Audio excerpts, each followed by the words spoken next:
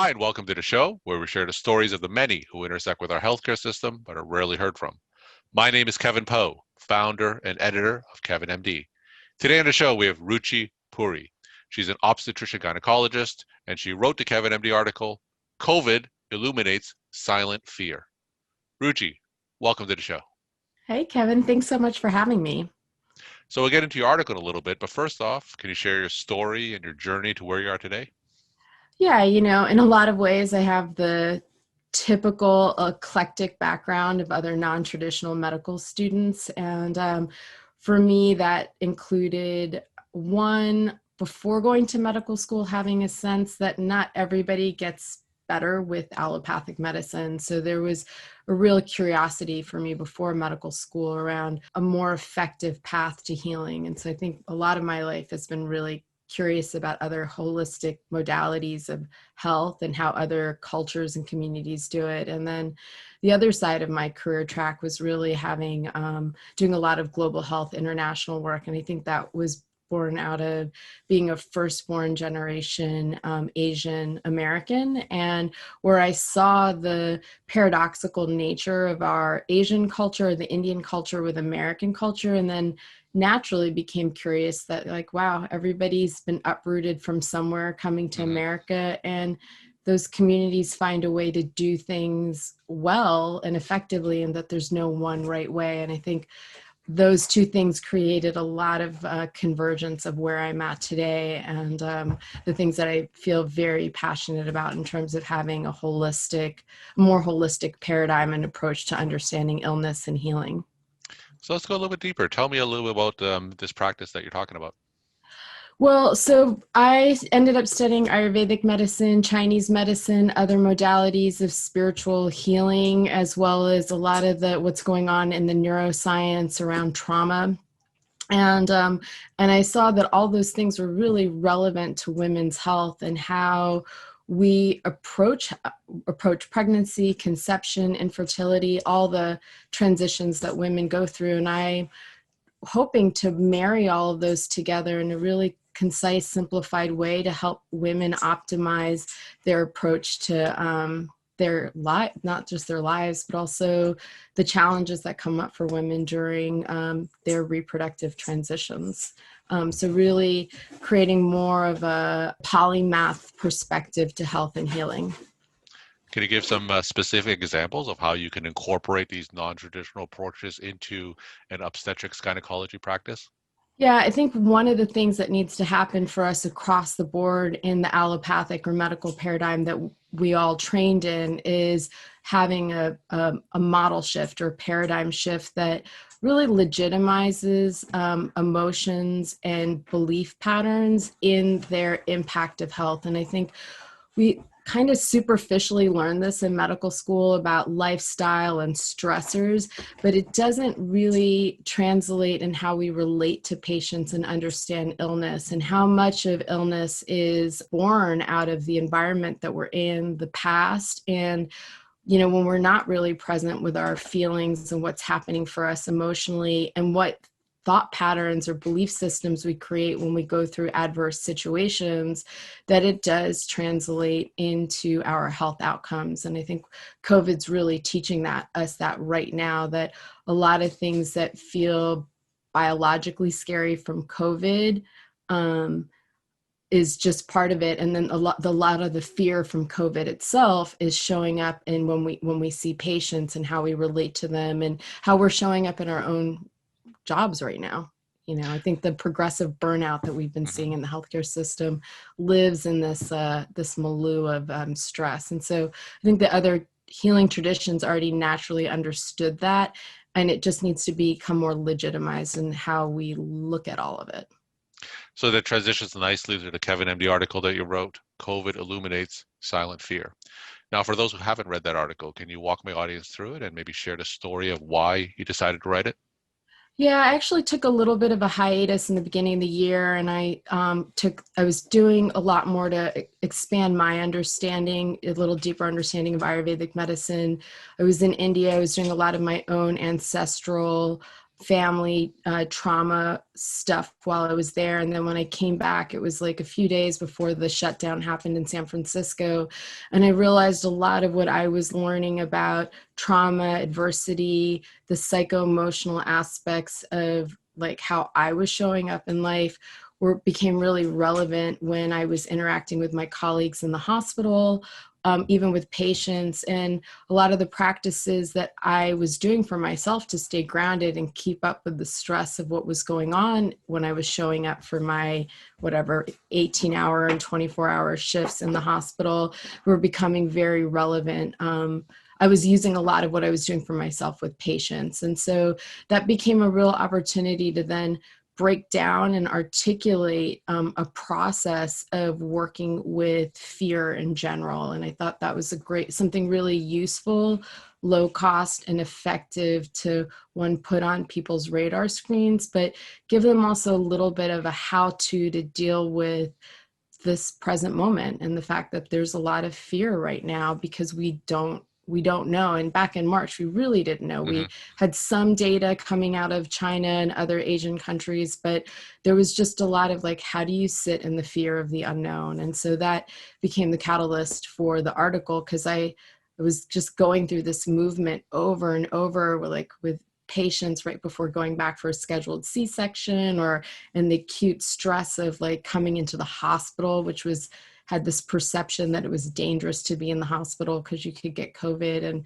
And I saw when we unpacked that fear and just took that time during the patient interaction to present the emotional experience of the patient, that a lot of things relaxed, and then, things that internally, become a little bit difficult, challenging, could potentially be fraught with a lot of relational difficulty, and even then what happens in OB where, like it just boils over, that it just wasn't happening, that like really taking this time in the beginning to presence this emotional stuff really paid off in the outcomes that I was experiencing, both with my patients as well as my colleagues. Because then, we're an interrelated dynamic in the hospital. It's not nobody is moving around in a vacuum. We all affect one another.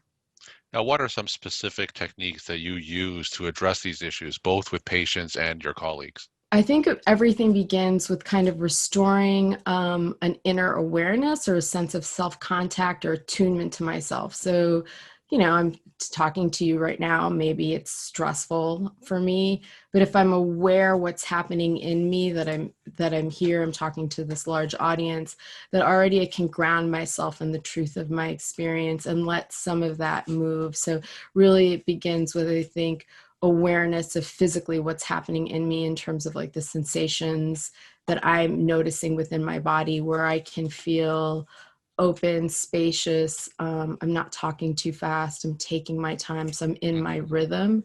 And then feeling what's actually going on with patients. I think we all have these moments where we walk in and we go, oh gosh, this is going to be tough, or this person's really scared, but then we just want to get to the business of the physical stuff, like, okay, we're going to go back to the OR now, or your blood pressure's up, or we have to deal with this problem, and we don't really address that this person's not fully in relationship or with me because of whatever is going on for them. And we don't ask, we just kind of get down into the business of things. So I think one, it begins with this inner awareness of what's going on for me physically, emotionally, mentally, and where I feel kind of centered in myself. And then recognizing that for the other patient, and then taking the time to actually check in with them. Like, hey, what's going on? This feels a little bit off. And then inviting them to actually come back into their body, share what they're feeling, and seeing what's actually true in the moment. Like, you're not going to die if you come into the hospital, that the hospital is actually pretty safe right now. And so unpacking a lot of that stuff. So in a general broad way, I would say that's how I go about it, at least in the acute inpatient setting. We're talking to Ruchi Puri. She's an obstetrician-gynecologist. She wrote the Kevin MD article, COVID Illuminates Silent Fear. Now, in this article, you talk about the different types of fear and how we can address that, especially during the pandemic. So can you maybe elaborate on some of the fear, both explicit and not so obvious fear, that a lot of us are dealing with during the pandemic? Yeah, and I think this is the interesting story about trauma that we're in right now, and where we don't realize that there's this spectrum that happens, that fear is not fear in and of itself, that fear shows up as like it's kind of like a color palette, that Hmm. there are many different flavors of fear. So I could be anxious, I could feel terror, I could just be a little bit afraid, and that fear has a longevity to it. So yeah, maybe you're coming into the hospital for a really basic procedure that shouldn't be a big deal. But if you've had other difficult experiences with the medical system, or have a family member who had a bad experience in the medical system, that when you come in, it's actually your experience in that moment is disproportionate to the circumstances of that Hmm. moment. So I think that's part of really understanding our emotional complexity, that a lot that in the present time things can feel a lot more bigger and intense on an individual level, than this, that really speaks to the actual situation and what actually other people are experiencing. So I would say that's one way that the fear is both explicit and implicit. And I think also understanding that because we're historically a society that doesn't honor emotions, like whoever told you that your emotions matter, it's like we're told to be strong, suck it up, buck Hmm. up, that we don't really legitimize our emotional experience. It's a sign of weakness. And so as a result, most of us have disconnected or dissociated from our experience of feelings, especially fear, and we're numb to it. And I think there's a lot of numbness because we haven't historically been taught that these are natural, normal, good things that happen. And because they're part of our natural process, how do we work with them? How are we informed by them? And actually, how are they a resource for us? And so I talk about some of that in the article as well, that fear in and of itself is not a bad thing. It's actually a very intelligent thing. And we have many adaptive mechanisms for the short term. They're just maladaptive in the long term. They get in the way of us really being resourced and having good solutions to problems, and really meeting the moment that we're in when we're in that heightened state of stress, emotional stress. You mentioned earlier that the allopathic model of care doesn't address the holistic vision of the patient. Now, for those clinicians who are interested in perhaps exploring non-traditional approaches to address this, where do you suggest that they start? Yeah, I think this is part of the challenge that we're in right now. You know, there's a lot of information overload. I think many of us even feel like, God, just to keep up with the medical journals and what's happening in our specialties is quite a bit. And then when you open up to everything that's in the personal development space, and all these different healing modalities that are out there, it's pretty exhaustive. And so I think where people need to begin is actually with themselves, Mhm.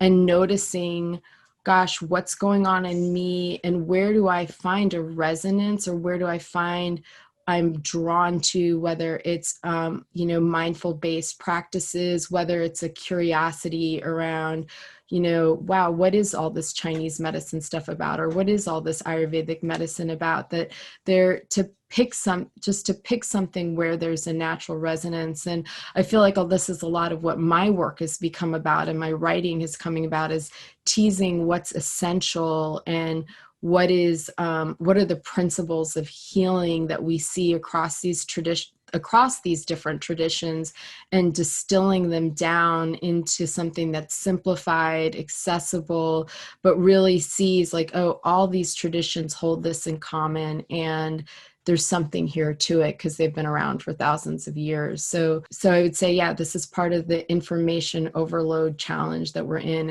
And I feel like my work is starting to become more a part of that, more a part about speaking to, like, how do I get things in a distilled, simplified, and meaningful way that translates in how I show up and do my job.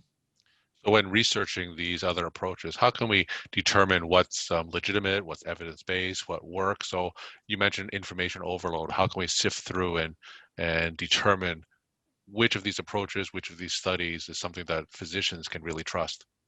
Yeah, I mean, I think this is a problem in our own academic literature, whether we're trying to figure out hydrochloroquine and COVID and like when you give it, when is it useless, when are we giving it and thinking it makes a difference when it probably doesn't. So I think this is, again, across the board challenge that Hmm. we are facing in medicine and information, like what's true. And I think this is where expanding this perspective of like, oh, when does something feel coherent? When does Hmm. it land? What's my process of discernment?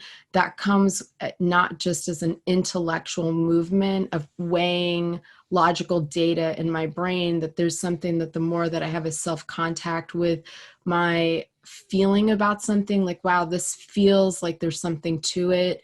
I can feel that it resonates physically in me. And then I use my intellectual power of discernment, like, oh, Hmm. I would like to see more data about this. Or, you know, there's actually no harm from me trying to cultivate coherence with my patient Hmm. and coherence with myself. Like, what's the downside of that? Even if there isn't a great body of data, that we can start to try certain things that have a very limited downside, but a potentially a strong upside, to have an experience of like, oh, this makes a difference. Because I think in the absence of a broader perspective of understanding of what a whole is as a human being, meaning that I'm not just my DNA, but Hmm. my DNA in relationship to my environment, which is the people, the food I eat, and that it's unique and specific to me, and that my experience isn't going to be the same as all of these other people's experiences. Then we can slowly start to unpack these next layers of complexity by having our own inner grounded sense of like, there's something to this, and I'm going to hold this lightly, or I'm going to be open-minded and be curious about it, and then go from there. Because I think what we're talking about now, to have it really be precise and Hmm. refined and accurate, I mean, we have to really revamp a lot of how we approach data science, and even how we design studies and understand studies. And you know, 20 whatever 30 years ago now, like even the NIH started the National Center of Complementary and Alternative Medicine. And because we have this limited perspective of how we look and understand health as if it's this linear thing, when it's not this linear thing, it really undermines how we collect and look at data. Hmm. Like we're this is part of our learning process now, is this discernment. And my final question, what is your take-home message that you want to leave with the Kevin MD audience?